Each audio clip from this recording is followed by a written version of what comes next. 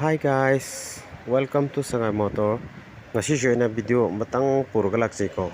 Masi mayamna nungsina yengbiu ko, mayamna ju miyeng tabiu.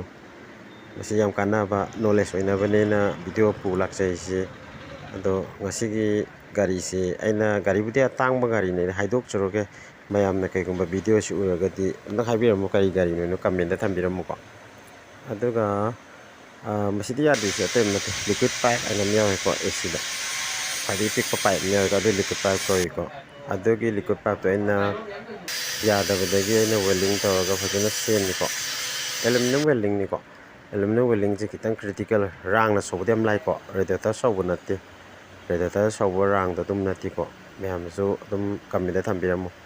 Kitang critical oi bani aluminum welding.